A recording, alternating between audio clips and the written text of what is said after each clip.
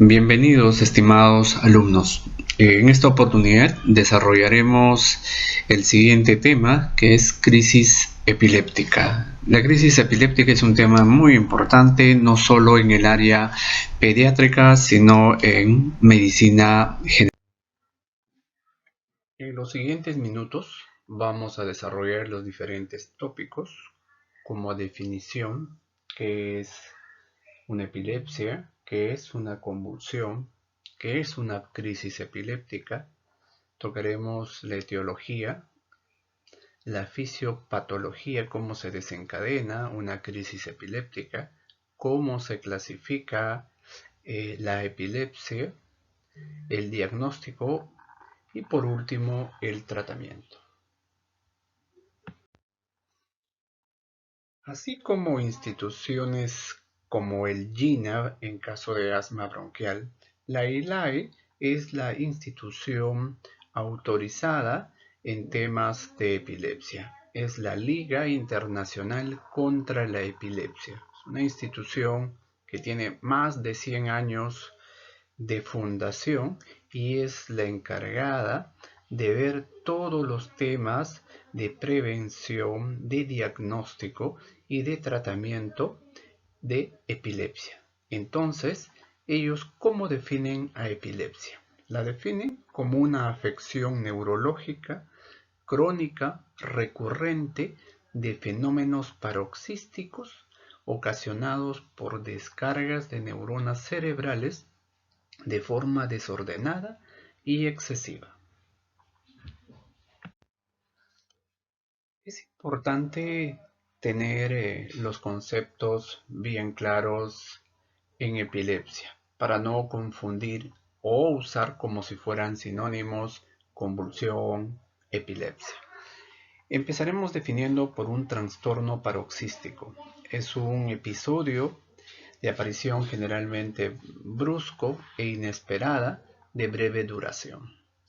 Una crisis epiléptica, ya lo habíamos definido en la diapositiva anterior, ahora vamos a ampliar, es una actividad neuronal excesiva o hipersíncrona que se va a manifestar con síntomas motores, sensitivos, sensorial, autonómicos y o psíquicos. Y con esto podemos observar que la presentación de una crisis epiléptica es muy amplia, el espectro es amplísimo. Esta crisis epiléptica, a su vez, lo suelen subdividir en dos, en una crisis espontánea y en una crisis aguda sintomáticas. Las espontáneas, también conocidas no provocadas, y estas se asocian a la epilepsia propiamente dicha, y las crisis sintomáticas también pueden aparecer en curso de un proceso agudo y cuya manifestación es de una enfermedad pero diferente a la epilepsia. Crisis cerebrales no epiléptica. Es una disfunción cerebral por mecanismos diferentes de las crisis epilépticas, como anóxicas, en el caso de espasmos del sollozo, hipnícicos, como el terror nocturno, o de causa psíquica, como la crisis de ansiedad. Como vemos, son fenómenos que presentan muchos niños, pero que su causa es diferente a la epiléptica. ¿Por qué lo presentamos en esta diapositiva? Porque pueden presentar sintomatología similar y nos pueden llevar hacia una confusión. ¿Qué es una crisis convulsiva? Cualquier crisis, pero con sintomatología motora. Epilepsia es caracterizada por crisis epilépticas recurrentes, dos o más crisis separadas por 24 horas o más y no provocadas por un trastorno agudo. También se considera tras la primera crisis en un paciente con lesión cerebral epileptogénica. La prevalencia de epilepsia en el mundo es de 10,5 millones de niños que presentan este cuadro. Y en relación a la incidencia, se dice que de cada 3,4 millones de personas que inician un cuadro de epilepsia cada año, 40 lo hacen en la edad pediátrica. 1 a 1,7% de los niños habrán tenido una crisis epiléptica no provocada y el 0,8% crisis repetidas. Estos datos son importantes para nosotros conocer que estamos frente a una patología que no es rara y siempre lo vamos a tener en nuestras actividades diarias. Etiología de la epilepsia. Un 8% es de causa idiopática, es decir, no se conoce la causa, condicionado por una predisposición genética multifactorial y tiene un mejor pronóstico. Un 24% de causa criptogenética. Se asume que existe una disfunción subyacente, mas no está demostrado por las pruebas complementarias. Y un 68% de causa sintomática, es decir, viene a ser la manifestación de una enfermedad neurológica.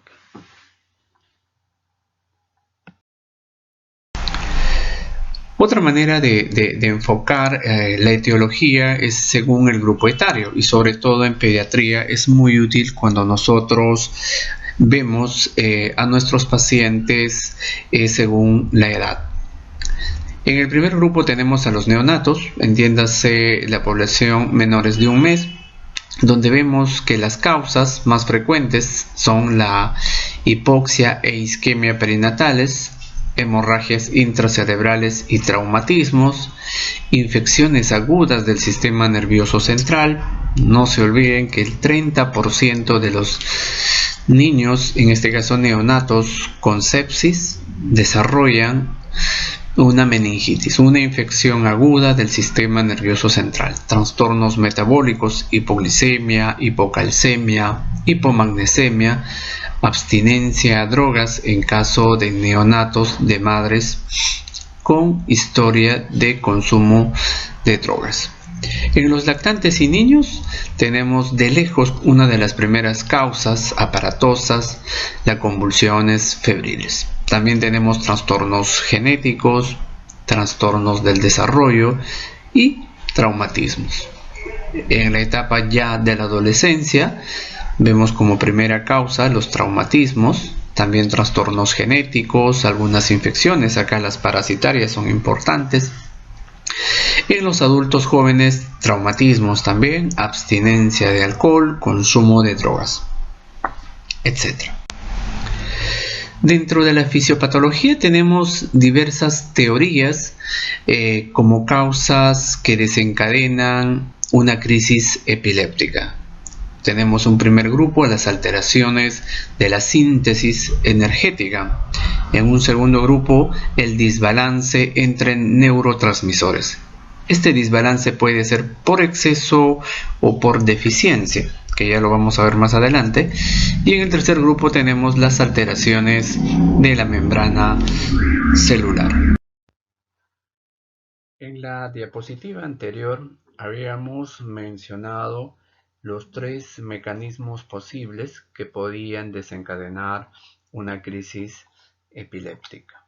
Esta primera teoría es la alteración de la síntesis energética, es decir, cuando hay una disminución de los dos sustratos más importantes para la vida, que es oxígeno y glucosa, que es la energía propiamente dicha, puede desencadenar una cadena de eventos que al final van a condicionar una alteración en la homeostasis del potencial de la membrana celular, el cual van a generar una crisis epiléptica.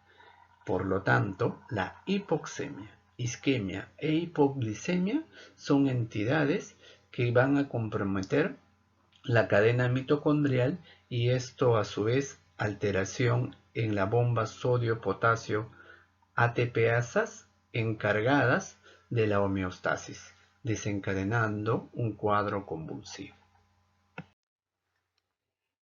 Debemos saber que en el sistema nervioso central existen una variedad amplia de neurotransmisores. En el caso específico de la epilepsia, vemos 3 neurotransmisores con actividad importante, como el aspartato, glutamato y el GABA. Considerado como activadores el aspartato y el glutamato y como inhibidores el GABA. El conocer la presencia de estos neurotransmisores es importante para el tratamiento. Si bien es cierto, nos permite conocer también la causa, pero sobre todo para el tratamiento. Es decir, si yo tengo medicamentos que van a bloquear la actividad del aspartato glutamato, disminuiré un evento convulsivo o potenciando la acción del GABA, ya que es un neurotransmisor inhibitorio de los impulsos eléctricos. De ahí su importancia. También tenemos, como habíamos mencionado, los desbalances entre los neurotransmisores, ya sean excitatorios e inhibitorios. El exceso relativo de neurotransmisores excitatorios, como el glutamato, por excitación excesiva, producen despolarización sincronizada de gran número de neuronas. Tenemos la deficiencia de neurotransmisores inhibitorios. Estas disminuyen concentraciones cerebrales del ácido gamma-aminobutírico, GABA, cuando la actividad de la enzima ácido glutámico descarboxilasa se deprime. Alteraciones de la membrana celular. El calcio y el magnesio interactúan con la membrana celular. Hay una inhibición del movimiento del sodio a través de la membrana celular. Por tal razón, es de esperar que la hipocalcemia e hipomagnesemia desencadenen un incremento en la entrada de sodio a la célula con la consiguiente despolarización. Las clasificaciones son diversas. La clasificación que habitualmente usamos es de la ILAE, donde vemos que los tipifican en 3 grandes grupos: las convulsiones parciales, las convulsiones generalizadas primarias y las convulsiones no clasificadas. Dentro de las convulsiones parciales tenemos las convulsiones parciales simples, convulsiones parciales complejas y las convulsiones parciales con generalización secundaria. Las convulsiones generalizadas de manera primaria tenemos el de ausencia, petit mal o pequeño mal, tenemos a las tónico-clónicas, el gran mal, las tónicas, atónicas y mioclónicas.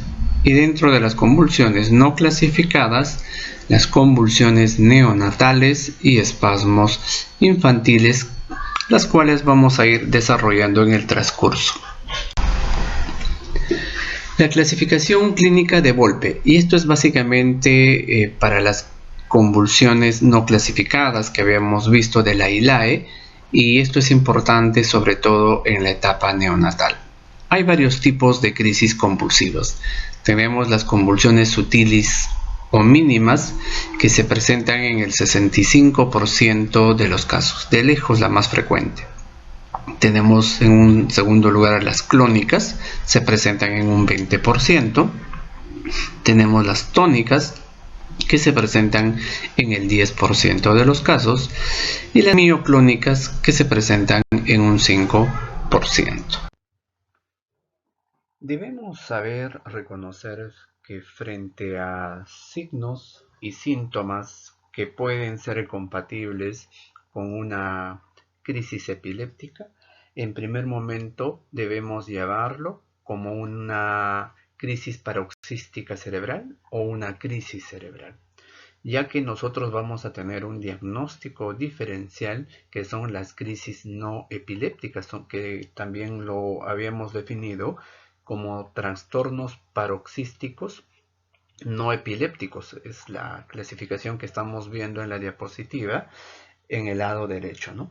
Que puede tener una causa anóxica como los espasmos de sollozo que solemos ver en los niños menores de 2 años, que por falta de una adecuada ventilación súbitamente caen al piso y presentan cuadros de movimientos o de cianosis, ¿no? O como la hípnica, que son los terrores nocturnos que pueden darse en los preescolares, inclusive escolares, y otras como las crisis de ansiedad, ya que pueden tener sintomatología que nos pueden hacer sospechar que estamos frente a una crisis epiléptica. Bien, una crisis epiléptica puede ser sintomática o provocada o una crisis espontánea. Esta crisis espontánea puede ser única. Puede haber niños que presentan una sola vez en toda su vida y nunca más la presentan. Pero tenemos también las recurrentes. Y las que son recurrentes son lo que nosotros llamamos como epilepsia.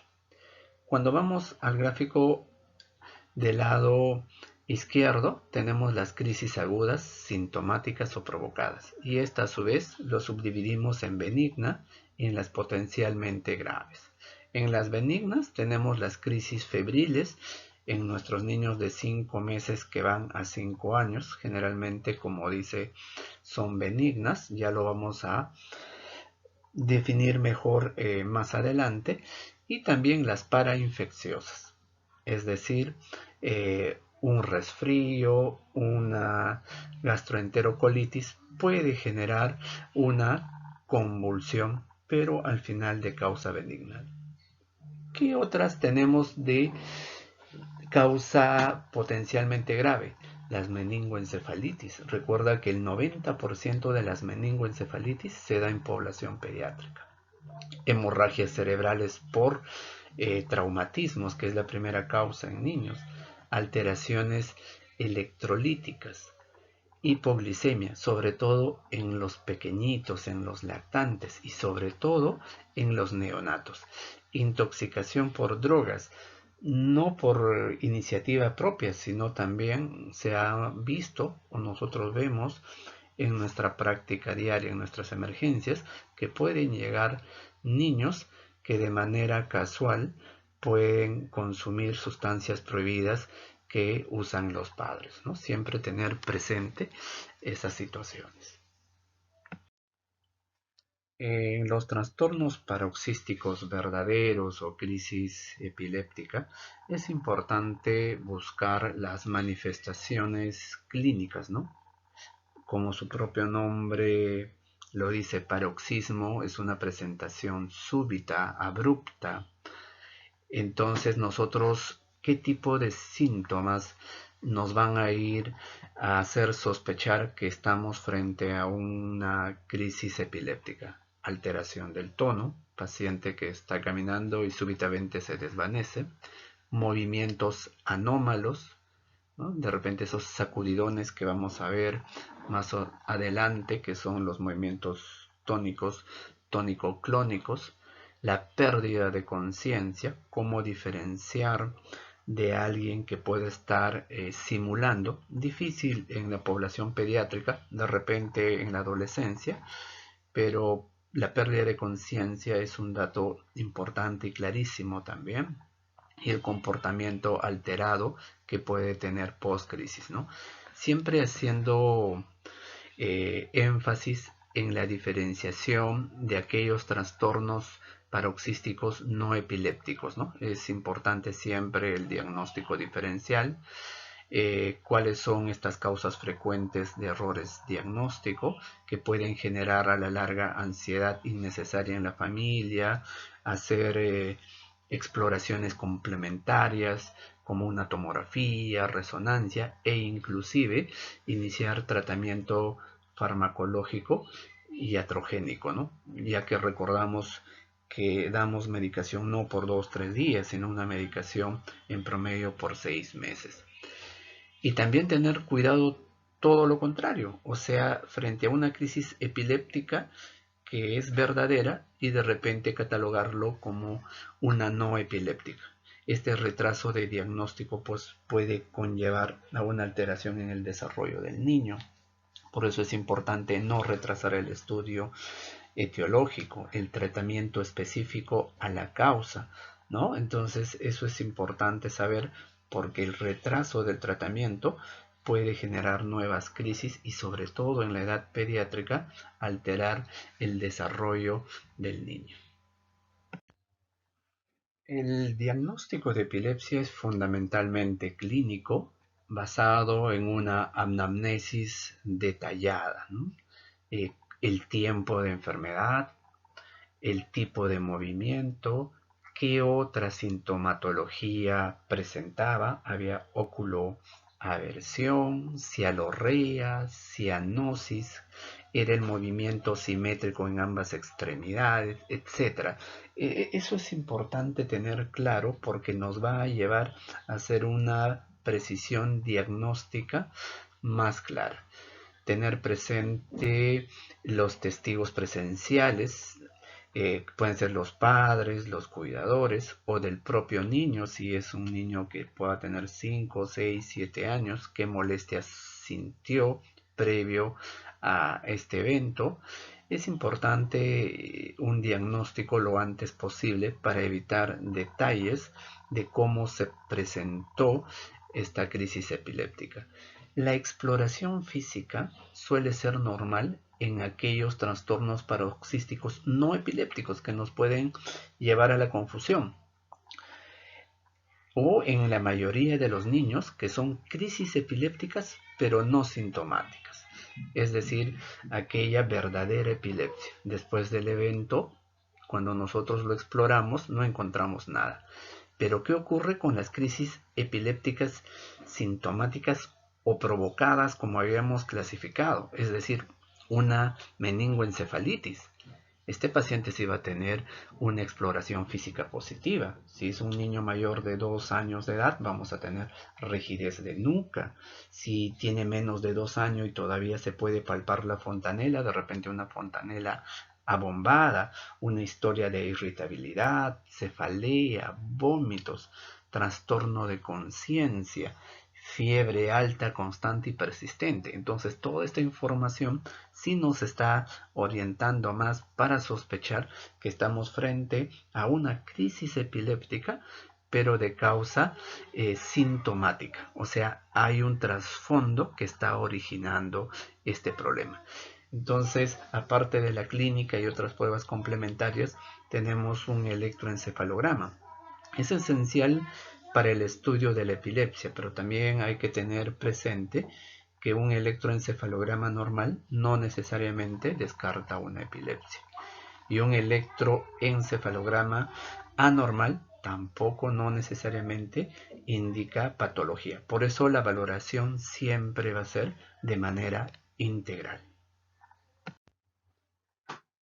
Alguna de las manifestaciones clínicas de la epilepsia está en relación o asociación con el lugar donde se producen algunas descargas anormales. Por ejemplo, las convulsiones, es decir, el movimiento motor propiamente dicho, está asociada con la corteza motora, ¿no? Toda la parte prefrontal. La pérdida de conciencia está relacionado con el SARA, es decir, con la formación reticular ascendente. Esto nosotros lo encontramos a lo largo de todo el tallo cerebral, ¿no? Que se asocia con la vigilia y el sueño. Las manifestaciones de tipo vegetativo que se puede presentar en un cuadro epiléptico, las zonas relacionadas es el hipotálamo, es decir, cuando esos movimientos de boca, salivación, palidez, sudoración, etcétera, están relacionados más con el área hipotalámica. Si bien es cierto, nosotros hemos hecho una clasificación académica de las crisis epilépticas, pero su espectro de presentación es amplio y ustedes cuando revisen bibliografías probablemente van a encontrar una variedad tan amplia de presentación de cuadros epilépticos que es imposible reconocerlos. Por eso es importante también diferenciar de algunos episodios que no son cuadros epilépticos propiamente dicho. Y para eso nosotros tenemos que realizar alguna información dentro de la anamnesis, como la edad de presentación, en qué circunstancias han aparecido estos eventos, es en el momento del día o es en el momento de la noche, hay un horario particular de presentación, hay convulsiones que pueden darse al despertar, por ejemplo. ¿Qué actividad estaba realizando previamente? Preguntar si hay algún tipo de enfermedad sistémica que puede estar originando. Es decir, es importante la anamnesis detallada en estos pacientes. Dentro de la anamnesis, los antecedentes personales es muy importante. Si nosotros valoramos y estamos evaluando a un niño y vemos que no hay un desarrollo adecuado psicomotor, definitivamente hay un problema. Al margen si se trata de un problema epiléptico o no, hay un problema a identificar. Entonces, hay un grupo de epilepsias de difícil eh, diagnóstico, es por eso que lo colocamos también dentro de la categoría de crisis epilépticas no clasificables, que pueden presentarse en espectros diferentes, desde presentaciones muy leves o sutiles hasta presentaciones severas, y estos comprometen el desarrollo psicomotor. Preguntar si ya tiene episodios de crisis previas y de qué manera se han presentado y si ha recibido algún tipo de tratamiento. Historia familiar de epilepsia, síncopes, cardiopatías que pueden hacer sospechar de un cuadro epiléptico o alejarlos de tales, ¿no? En los casos dudosos, la grabación de los episodios puede facilitar el diagnóstico. Esto es importantísimo en esta época digital, donde todos tienen la facilidad de contar un celular con cámara, ya que a veces la descripción de los familiares solo se resume a la pérdida de conciencia y a los movimientos, pero para nosotros es importante identificar algunas otras características. Entonces tener una grabación del evento nos ayuda mucho a precisar si estamos frente a un cuadro epiléptico o no.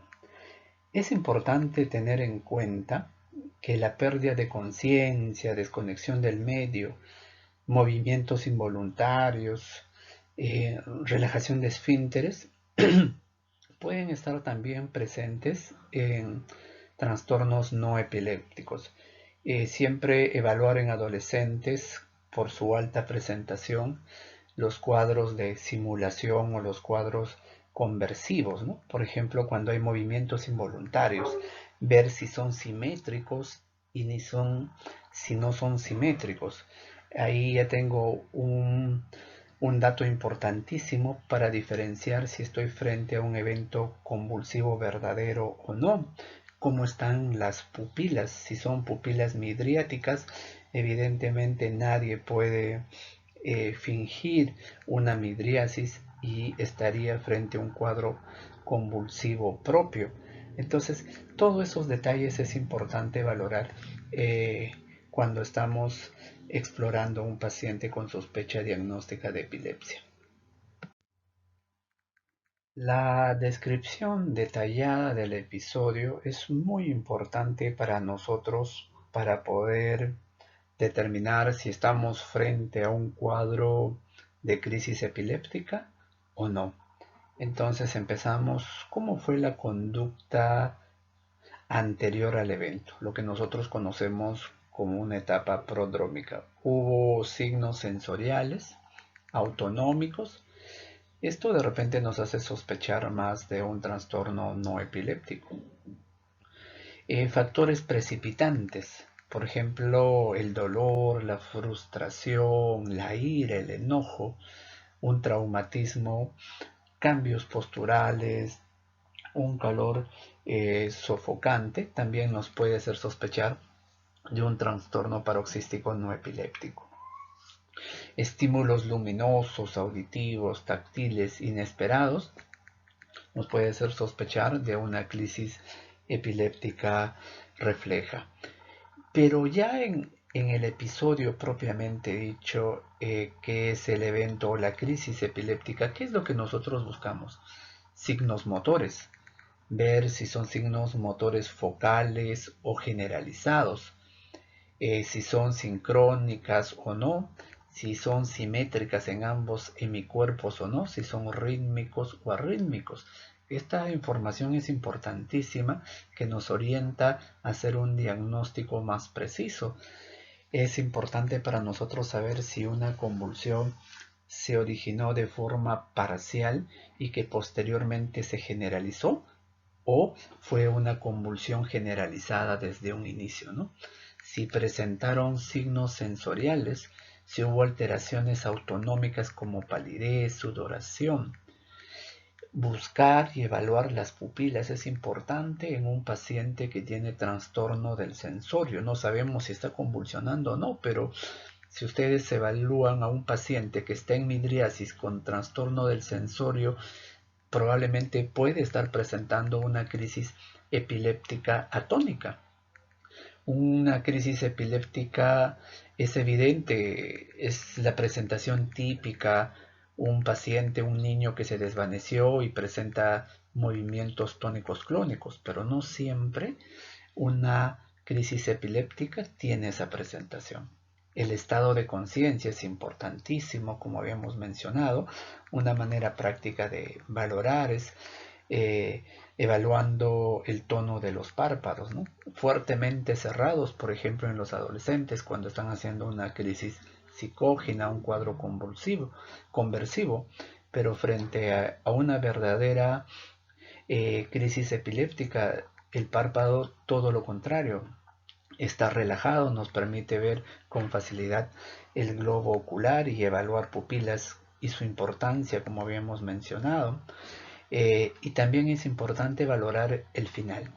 Cómo se ha dado el final. Si ha sido un final brusco, que rápidamente se reincorpora, tiene Glasgow 15 y no notamos que hay agitación o cansancio, nos hace sospechar de un trastorno paroxístico no epiléptico, ya que una verdadera crisis epiléptica es una gran demanda energética metabólica. El paciente está somnoliento, desorientado. eh, Cuando uno hace las consultas no recuerda nada, o sea, hay una amnesia, ¿no? Estas son las sintomatologías posterior al evento de una crisis epiléptica. En las siguientes diapositivas nosotros vamos a describir los diferentes tipos de presentación de crisis epiléptica en los niños, ¿no? Como vemos en la primera diapositiva tenemos una convulsión tipo tónica, es decir, solamente hay una contracción brusca, rápida, súbita de la musculatura a preferencia de los miembros superiores, ¿no? En la segunda figura nosotros podemos ver en la imagen una convulsión tónico-clónica, es decir, que presenta fases de contracción y de relajación, de presentación simétrica. Esto es importante cuando la presentación es simétrica. En la tercera figura vemos a un niño desvaneciéndose. Esto hace relación más con una crisis atónica, una pérdida brusca del tono muscular, el cual sobreviene en una caída y una pérdida de conciencia. Acá describimos de manera más clara cómo son las crisis epilépticas generalizadas, ¿no? Dentro de ellos tenemos las crisis tónicas, en segundo lugar las crisis clónicas y las crisis tónico-clónicas generalizadas. Crisis tónicas son contracciones musculares mantenidas que pueden durar de segundos a minutos, generalmente simétricas y bilaterales, que causan caída. Pueden seguirse de clonías, las crisis tónico-clónicas, ¿no? 2. Crisis clónicas. Su definición clara es contracción y relajación. O sea, hay una fase de contracción y relajación de la musculatura de forma repetida con cierto componente rítmico. Hay una disminución progresiva de la intensidad y frecuencia al remitir. 3. Las crisis tónico-clónicas generalizadas presentan síntomas autonómicos prominentes, hay cianosis, muchas veces apnea, aumento de la frecuencia cardíaca y de la presión arterial, se puede producir mordedura de la lengua y también puede haber incontinencia de esfínteres, frecuentemente estupor post-crisis que puede durar varios minutos, ¿no? Creo que cuando nosotros hacemos referencia a epilepsia, a crisis epiléptica o a convulsión para algunos, es este cuadro típico que nosotros tenemos en mente, las crisis tónico-clónico generalizadas. También están dentro del grupo de crisis epilépticas generalizadas las crisis atónicas.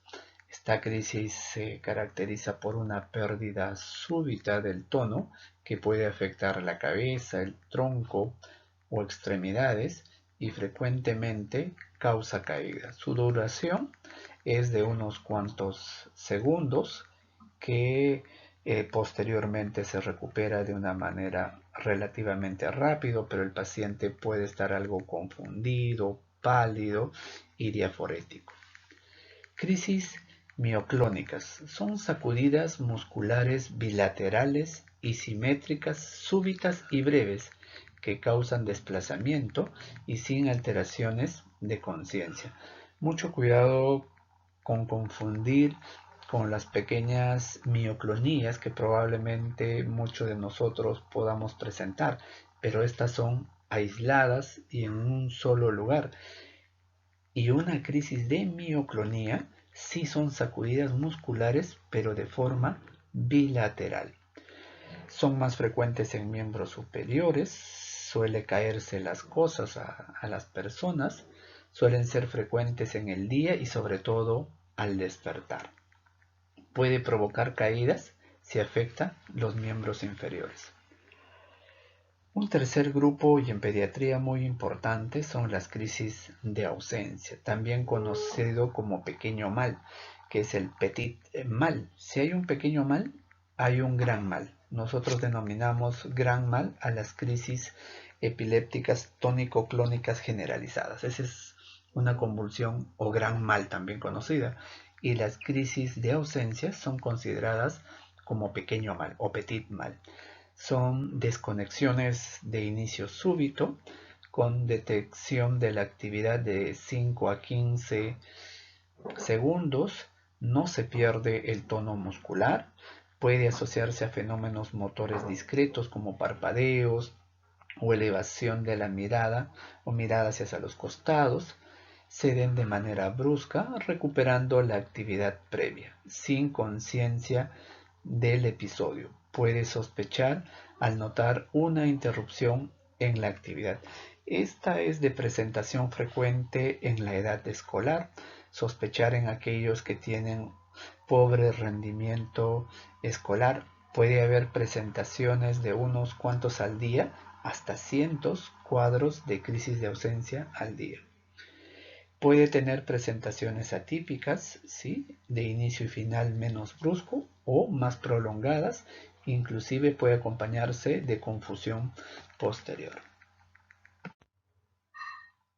Ya describimos las crisis epilépticas generalizadas. Ahora vamos a describir las crisis epilépticas focales. Empezaremos con las crisis focales simples. Simples porque no hay alteración en el estado de conciencia. Es decir, el niño o la niña permanece con la conciencia activada. Puede haber ahora la crisis simple que precede a una crisis focal compleja o generalizada. Habitualmente son parestesias de alguna extremidad, sobre todo de la miembro superior. Crisis focales complejas. Aquí sí hay alteración del nivel de conciencia.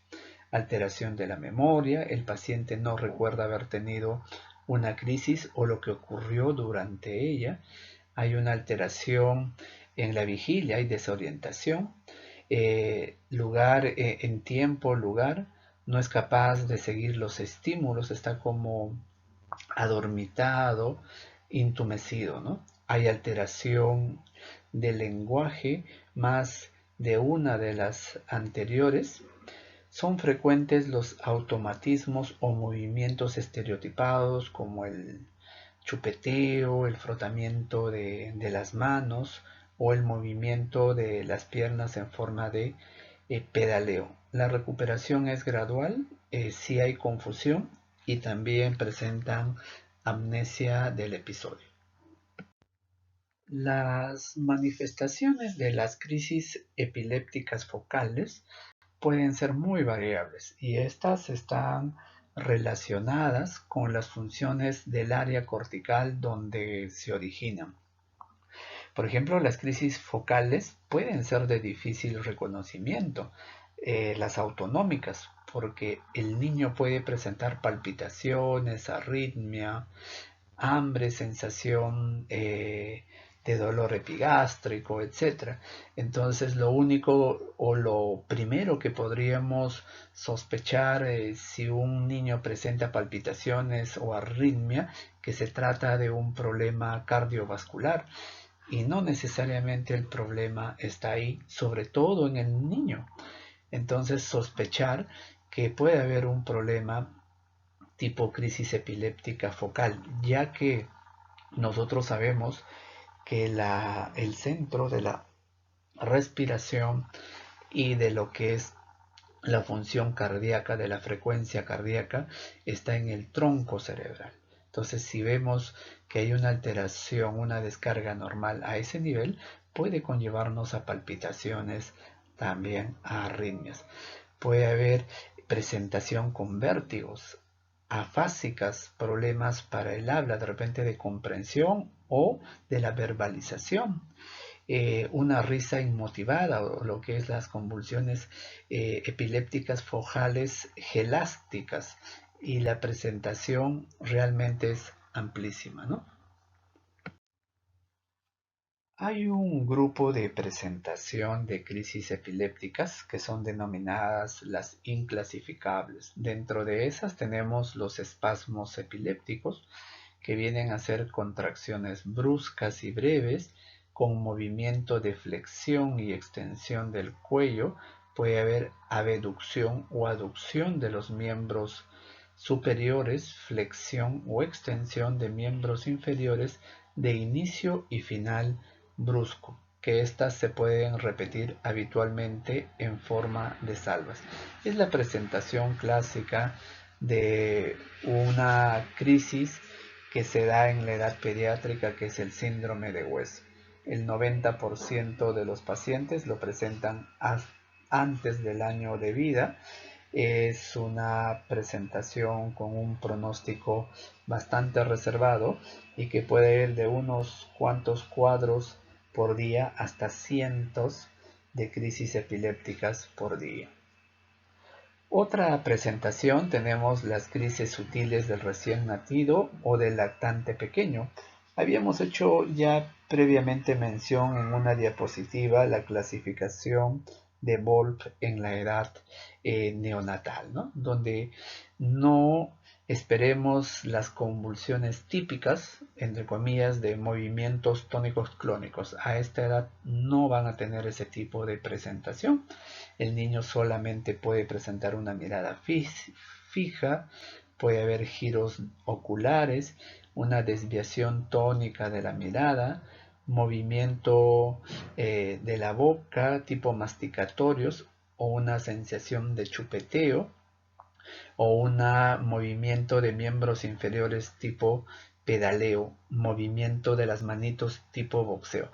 Entonces, mucho cuidado cuando observamos este tipo de características en neonatos o los lactantes menores, porque podemos estar frente a una crisis epiléptica.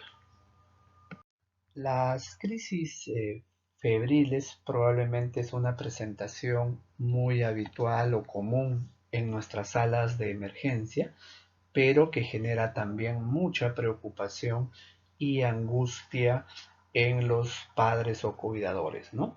Entonces, esta entidad se va a presentar en niños de 5 meses hasta los 5 años, teniendo un pico de incidencia a los 6 meses hasta los 2 años habitualmente.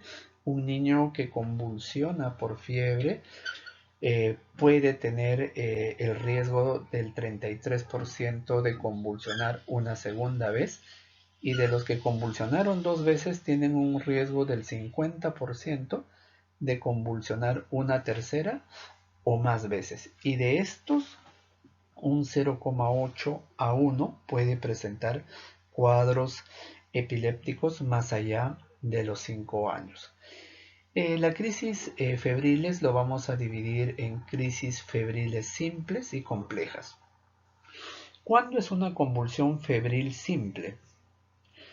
Cuando es una convulsión generalizada, de duración inferior a 15 minutos. Es única durante el episodio febril agudo, que se presenta en un niño de 6 meses a 5 años, que no tiene alteración neurológica, y el episodio febril se origina fuera del sistema nervioso central. Este es un dato importante. Para yo llamar crisis convulsiva febril, necesariamente el origen o la causa de la fiebre tiene que estar fuera del sistema nervioso central. La crisis convulsiva febril compleja es una crisis de duración superior a los 15 minutos, 2 o más durante las 24 horas del episodio febril agudo, y es una crisis convulsiva parcial, a diferencia de la simple, que es generalizada. Mucho cuidado con esa distinción. Se presenta en niños de 6 meses a 5 años que no tienen alteración neurológica previa, es decir, el episodio febril se origina fuera del sistema nervioso central. Si yo tengo un paciente, desgraciadamente con el diagnóstico de encefalitis o meningitis, que está haciendo fiebre y está convulsionando, yo no puedo catalogar a este evento epiléptico como una crisis convulsiva febril. La condición sine qua non es que tiene que ser que el episodio febril se origina fuera del sistema nervioso central. El estatus epiléptico. Entendemos por estatus epiléptico a una convulsión de 30 minutos continuas o falta de recuperación entre una convulsión definida. Digamos, es la definición clásica, pero actualmente se está manejando que 5 minutos de convulsiones continuas pueden ser ya catalogados como estatus epiléptico. 3 convulsiones definidas en término de 1 hora. También se conoce como estatus epiléptico. El estatus puede dejar secuelas en un paciente, por eso debe ser tratado de una manera rápida y se debe hospitalizar al paciente para dar el tratamiento al estatus. Evidentemente hay que hacer una buena evaluación para determinar la causa del estatus epiléptico. Se dice que de 10 a 50 por 100.000 habitantes presentan estatus epiléptico. Este es un problema muy serio, ya que la mortalidad puede ir desde un 8 hasta el 20%. Esto evidentemente se ve influenciada por la edad del paciente, por la duración en tiempo y las causas que han originado un estatus epiléptico. Algunas causas, por ejemplo, tenemos un abandono a los fármacos antiepilépticos, causas metabólicas en pacientes más grandes, adolescentes o adultos, el alcohol. Factores que desencadenan una crisis. Dentro de los más frecuentes tenemos, como habíamos mencionado, abandono de la medicación de los fármacos antiepilépticos, alteraciones metabólicas como la uremia, hiper o hipoglicemia, alteraciones del calcio, una privación brusca alcohólica como un síndrome de abstinencia o a benzodiazepinas. También tenemos a la intoxicación por droga o fármacos como la isoniazidas, metilxantinas, antidepresivos tricíclicos, litio, la penicilina, a enfermedades cerebrovasculares, sea de forma aguda o crónica, traumatismos cráneoencefálico, tumores cerebrales, infecciones del sistema nervioso central como la meningitis, encefalitis, alteración del ciclo sueño-vigilia, un despertar súbito, fatiga y ejercicio. Diagnóstico. Pasos a seguir para el diagnóstico. El diagnóstico es eminentemente clínico, pues es importante pesquisar antecedentes familiares, los antecedentes personales, la edad de aparición de la crisis, si esta es recurrente, características de la crisis para ver si es una crisis parcial o una compleja. Al examen físico, un examen físico general, más una exploración neurológica detallada. Nosotros también podemos echar mano de pruebas complementarias, exámenes bioquímicos para determinar la urea, glucosa, creatinina, un hemograma que nos podría ayudar frente a un cuadro infeccioso, trastornos de la coagulación, niveles anticomiciales, electroencefalogramas, exámenes de imágenes como la tomografía, punción lumbar, básicamente buscando infecciones, resonancia magnética, es más sensible y específica frente a una tomografía. Podemos usar los PET y los SPET también como exámenes diagnósticos. El tratamiento. Para el tratamiento nosotros debemos tener algunos principios básicos. La monoterapia como inicio. Utilizar la dosis mínima y esta debe resultar eficaz. El uso de un solo fármaco reduce el riesgo de efectos adversos, interacciones, un menor costo, y evidentemente facilita el cumplimiento terapéutico. Elegir el fármaco más adecuado para cada caso según el tipo de crisis epiléptica que sufre el paciente. La dosis se calcula en función de la edad y el peso del paciente. Esto es importante en pediatría. Iniciar el tratamiento de forma progresiva con ascenso de la dosis a lo largo de los días si no hubiera respuesta. Importante también la monitorización y determinar los niveles del fármaco en sangre hasta encontrar el rango terapéutico. Cuando no se consigue el control de la crisis, nosotros nos vemos obligados a cambiar de fármaco o añadir un nuevo fármaco. La eficacia y la tolerancia. La eficacia se define por la ausencia de crisis, la tolerancia por la ausencia de efectos adversos. ¿Qué medidas generales urgentes ante cualquier crisis? Esto es el ABC. Mantener la vía aérea permeable, poner al paciente en decúbito lateral, retirar si existe cuerpos extraños en la boca, una colocación del tubo de Guedel o un tubo de Mayo, si se puede, aspirar secreciones. Proteger al paciente para evitar lesiones por traumatismos o caídas. Valorar la administración de oxígeno con mascarilla al 50%, canalización de una vía periférica, informarse del tratamiento, si es que tenía un tratamiento previo, antes de su llegada al hospital. Monitorizar las constantes vitales como presión arterial, temperatura, frecuencia cardíaca, saturación. Un control de glucosa mediante una tira reactiva para determinar si la causa pudiera ser una hipoglicemia.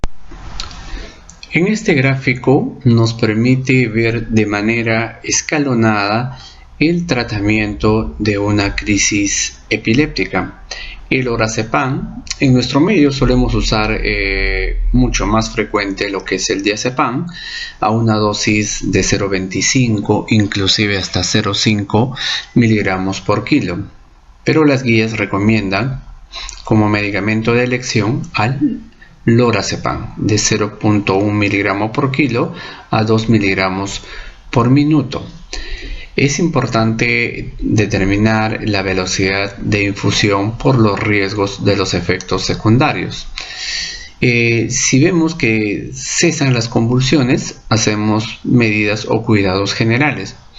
Si continúan las convulsiones, echamos mano de un segundo fármaco, que es la feniltoína. Comúnmente nosotros llamamos en nuestras emergencias, vamos a epaminizar a nuestro paciente. La dosis de carga o dosis inicial es de 20 miligramos por kilo, vía endovenosa, a una velocidad de infusión que no supere los 50 miligramos por minuto. Si continúan las convulsiones, usamos una segunda dosis adicional de feniltoína y la dosis es de 5 a 10 miligramos por kilo. Si vemos que al cabo de 3 a 5 minutos continúa la convulsión, usamos el fenobarbital, ya los barbitúricos, a una dosis de 20 miligramos por kilo endovenoso, sin sobrepasar la velocidad de infusión de 50 a 75 miligramos por minuto. Si vemos que a pesar de todas estas medidas continúan las convulsiones, damos una dosis adicional, administramos una dosis adicional de fenobarbital, cuya dosis va de 5 a 10 miligramos por kilo. Si continúan las convulsiones, echamos mano de anestesia, ya sea el midazolam, propofol o pentobarbital, pero esto es básicamente un ambiente hospitalario, en una unidad de cuidados intensivos, ya que son productos de mucho riesgo que generan depresión respiratoria, y si no tenemos las condiciones puede sufrir una depresión respiratoria que puede llevarle hacia la muerte. En este gráfico nos permite determinar o nos permite visualizar los antiepilépticos en cada tipo de crisis, ¿no? Por ejemplo, tenemos las epilepsias generalizadas, donde el fármaco de primera elección es el ácido valproico, la de segunda elección la lamotrigina, y otros como la carbamazepina, fenobarbital, fenitoína, clonazepam. No están indicados la gabapentina, vigabatrina. Epilepsias parciales, el de primera elección es la carbamazepina, una de segunda elección el ácido valproico. También podemos usar el topiramato, la motrillina, etc. En una epilepsia mioclónica podemos usar el ácido valproico de primera elección y en segunda elección el clonazepam. En una crisis de ausencias, el ácido valproico, etosuximida y también el clonazepam como segunda elección.